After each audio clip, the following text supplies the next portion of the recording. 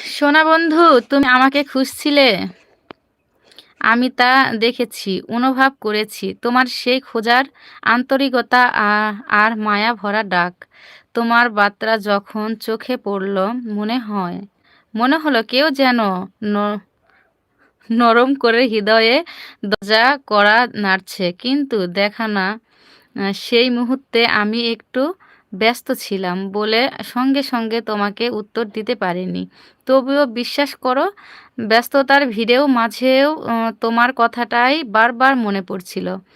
মনে হচ্ছিল তুমি যেন কাছে এসে মিষ্টি করে বলছো, কোথায় তুমি?